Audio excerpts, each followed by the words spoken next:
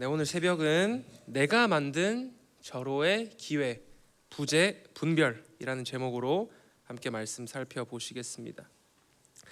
오늘 본문은요, 여러분이 잘 아시는 대로 다윗이 사울 왕을 죽일 수 있는 절호의 기회에서 그를 살려내 보내는 본문입니다.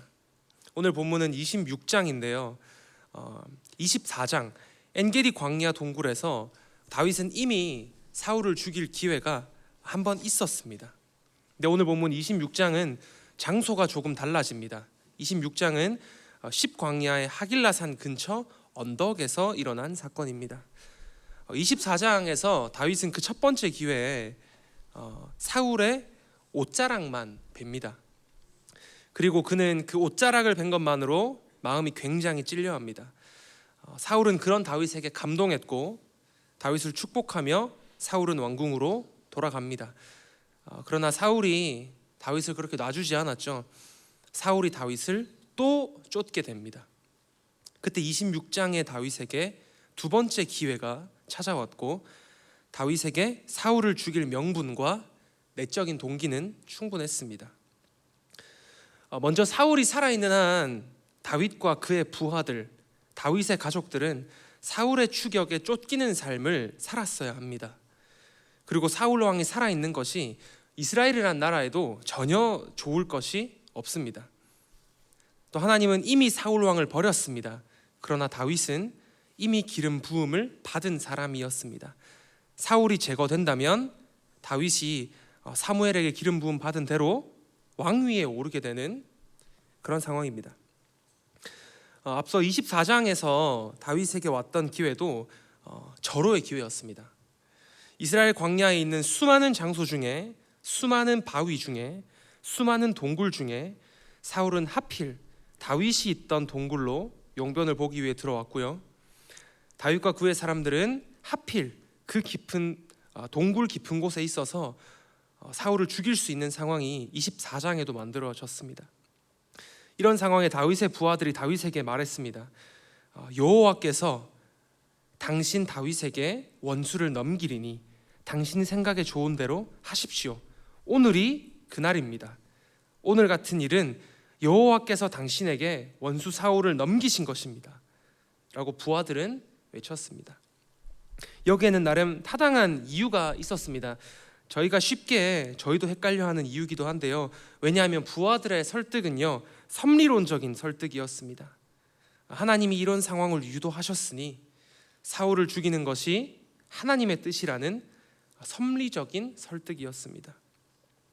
또 저희가 자주 인용하는 말씀처럼 모든 것을 합력하여 선을 이루시는 하나님인데 당신이 지금 주어진 기회를 활용하면 하나님이 영광 받는다는 것, 이 말을 다윗과 부하들이 하나님의 섭리의 관점에서 오늘 말을 하고 있는 겁니다. 그때 다윗은 부하들의 말을 듣지 않았고 사울의 옷자락만 베었습니다. 똑같은 기회가 주어지는 26장의 상황에서 부하들의 설득력은 당연히 훨씬 강해집니다. 왜냐하면 말도 안 되는 기회가 두 번씩이나 찾아온다면 이 일은 내가 반드시 해야만 하는, 선택해야만 하는 어떤 일로 여겨질 수밖에 없기 때문입니다. 이 상황에서 다윗과 함께하던 아비새가 다윗에게 말을 건넵니다. 이때 아비새는 성질이 급했고 또 충성스러운 그의 부하이자 친조카였습니다. 그 아비새가 이제 다윗에게 삼촌, 하나님이 주신 기회입니다. 그냥 내가 가서 사울을 창으로 찌르고 오겠습니다. 라고까지 아비새가 다윗에게 말하였습니다. 다윗이 그 말에, 아비새의 말에 모른 척 고개만 돌렸어도 그날 아비새의 창은 사울의 가슴을 뚫었을 것입니다. 이런 상황이 하나님께서 다윗에게 사울을 죽이라고 하시는 것 아니었을까요? 심지어 두 번이나 주어진 절호의 기회는 우리 삶에도 있는 수많은 굽어있는 물음표를 느낌표로 빳빳하게 세울 만한 충분한 이유가 됩니다.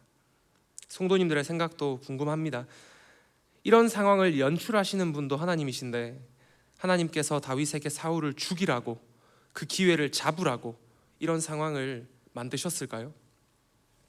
첫 번째 기회는 동굴에 사울이 용변을 보러 들어온 것이었고, 두 번째 기회는 다윗과 그의 조카 아비새가 밤중에 정찰을 나가 보았을 때 사울은 진영 가운데 누워 자고 있고 사울을 뚫을 창은 사울의 머리 곁 땅에 꽂혀 있던 상황이었습니다.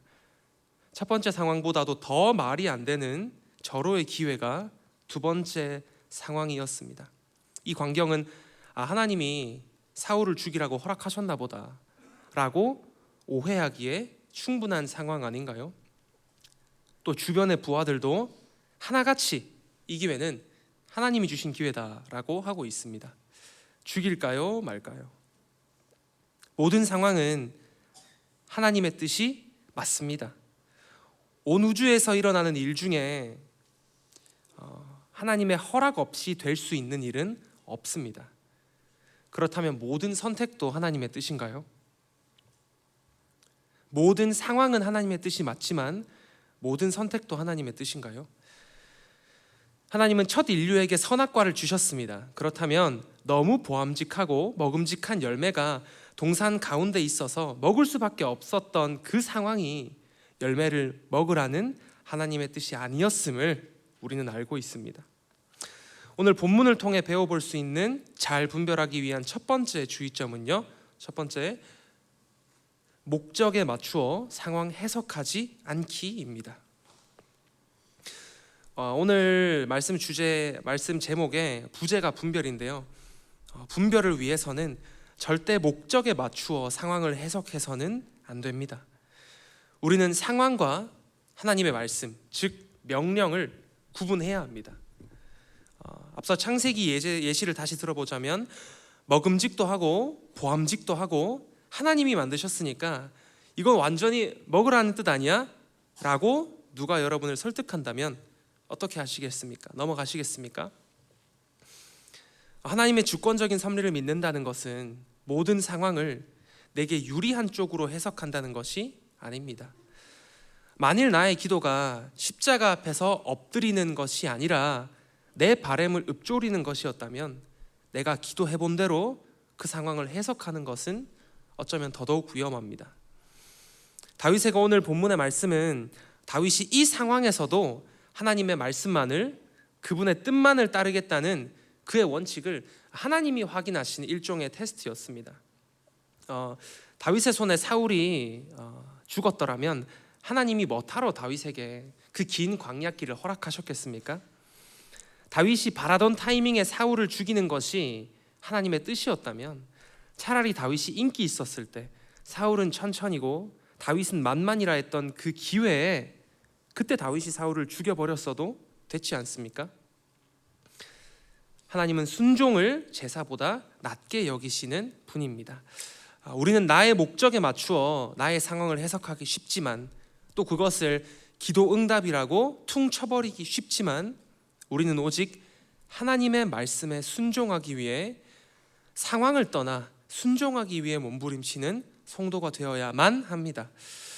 내 상황을 하나님 앞에서 기도로 분별하기를 멈출 때 어쩌면 그 처절한 고민과 검증 작업이 멈출 때 우리는 어쩌면 하나님과 나 사이에 동상이몽하고 있는 줄도 모르겠습니다.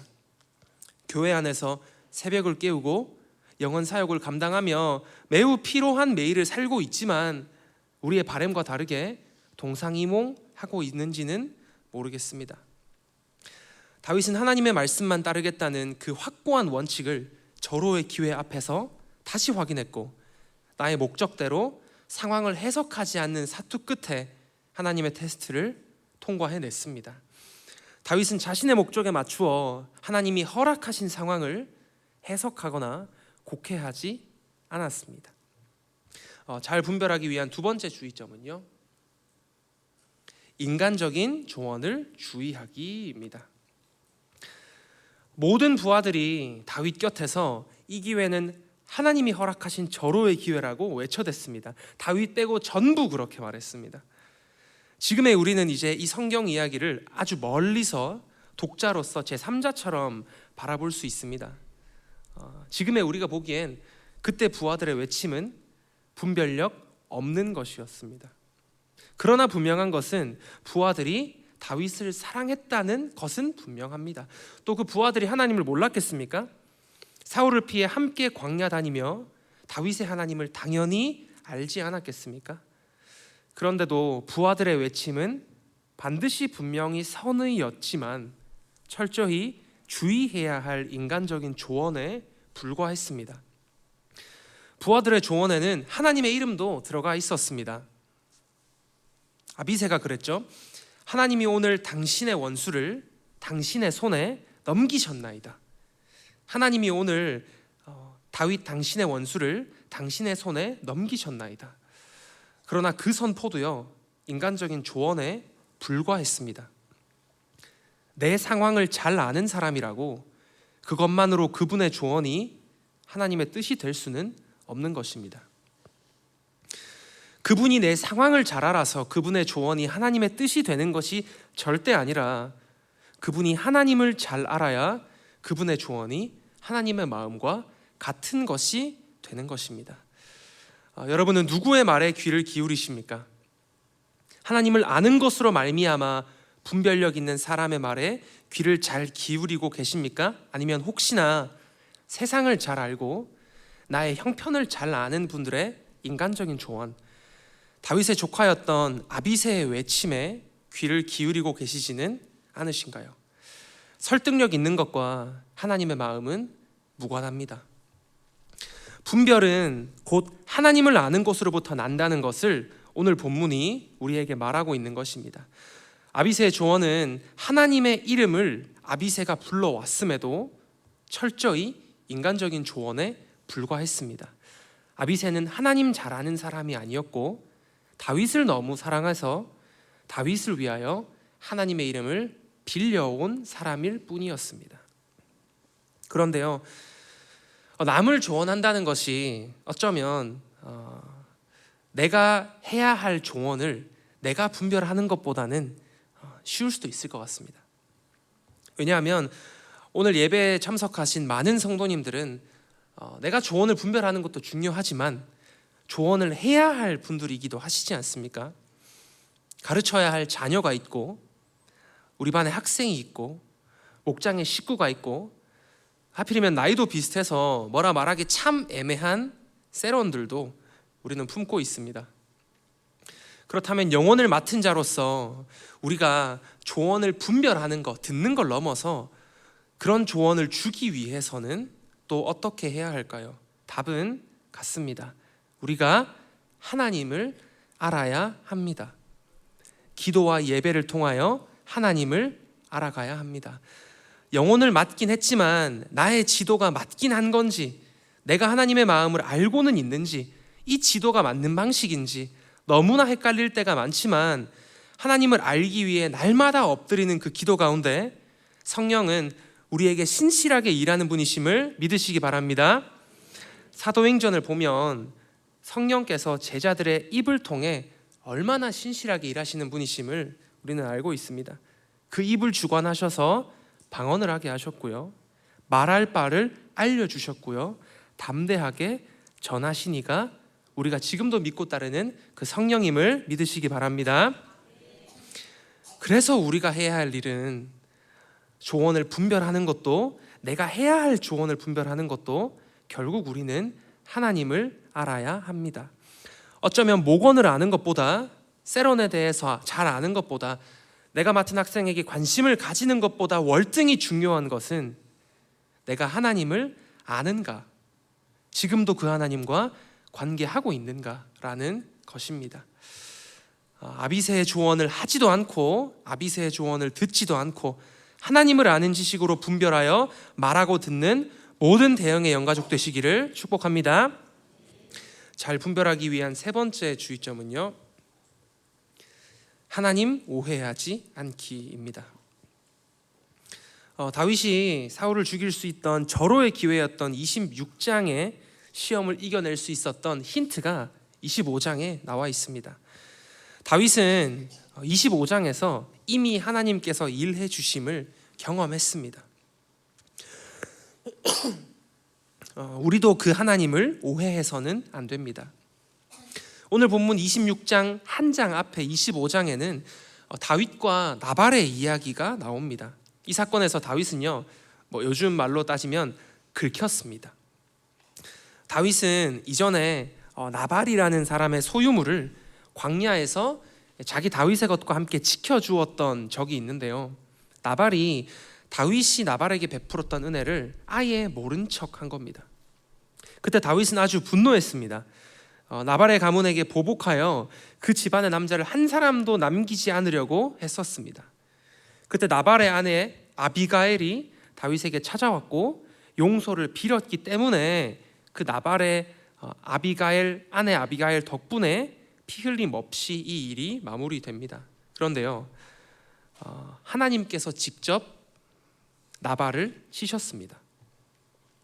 다윗이 나서려고 했지만 하나님이 인도하심 따라서 다윗이 피 흘림 없이 이 일을 잘 마무리했을 때 하나님께서 직접 나발을 치셨습니다.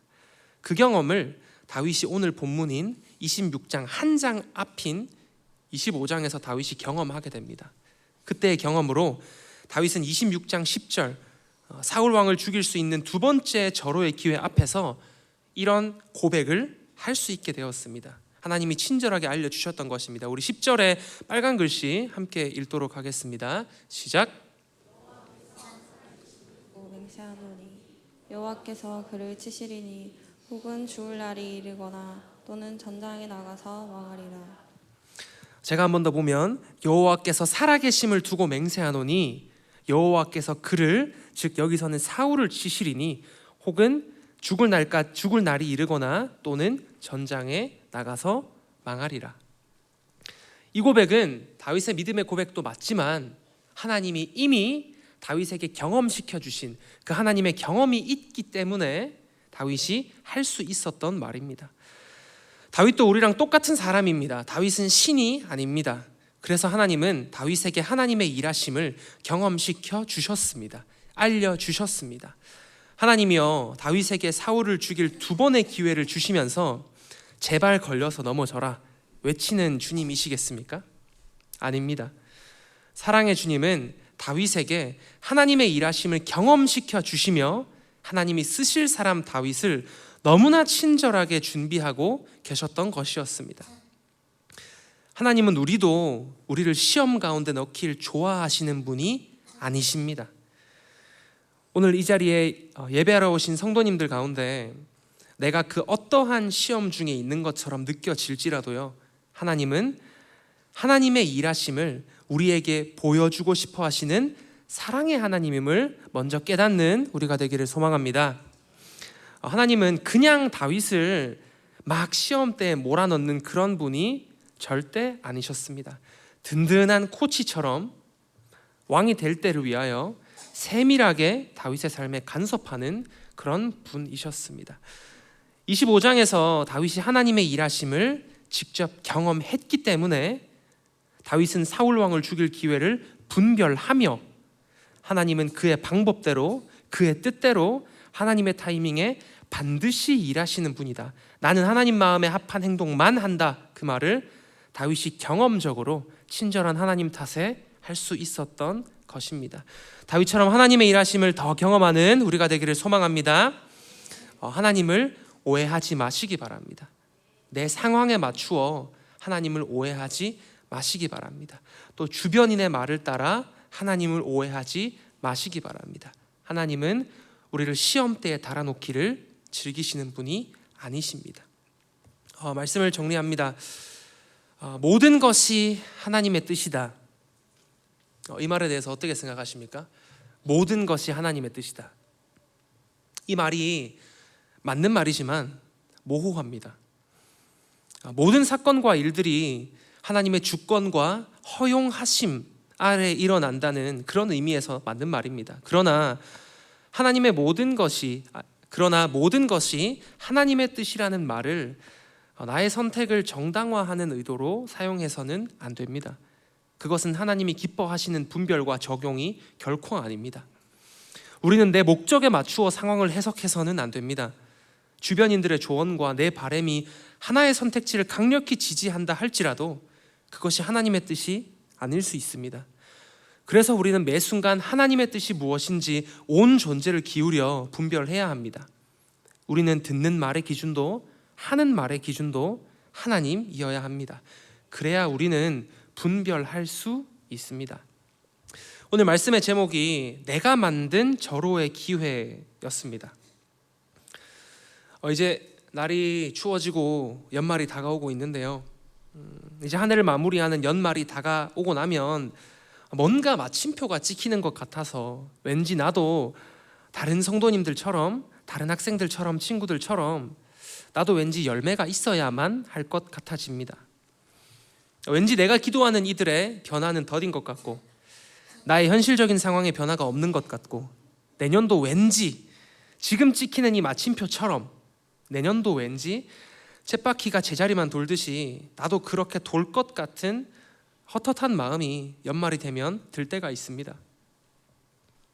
그때 나에게 찾아오는 오늘 다윗에게 왔었던 그 작은 기회, 사울을 죽일 수 있었던 작은 기회, 혹은 우리 마음을 기쁘게 하는 무언가, 그것들이 우리에게 영적인 취약점이 될 수 있겠다는 염려가 지난 한 주 제 마음에 들었습니다.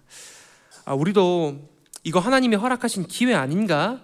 라며 조급한 마음으로 나만의 사울을 내 마음대로 죽일 수가 있습니다. 정작 하나님의 뜻에는 관심이 없는 채 말입니다.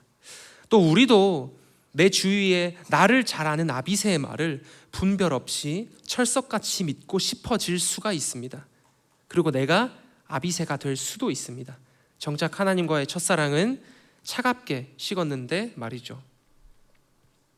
이번 연말까지 우리 교회도 성도님들의 상황도 바르게 분별해야 할 것이 많으리라 생각합니다. 그런데요, 그 분별 앞에서, 해야 하는 분별 앞에서 우리가 해야 할 것을 딱 하나만 오늘 말씀에서 꼽자면 우리가 다윗처럼 하나님을 더 알아야 한다는 것입니다. 하나님을 아는 것이 최고의 분별임을 믿으시기 바랍니다. 또 우리 하나님은 여러분의 삶 가운데 일하시기를 지금도 기대하시는 사랑의 하나님이심을 믿으시기를 바랍니다. 우리의 모든 섞인 기준이 이번 연말 다시 하나님 앞으로 돌아와서 분별할 수 있는 그 지혜와 분별의 은혜가 우리 가운데 넘치기를 소망합니다. 마지막 찬양 함께 하겠습니다.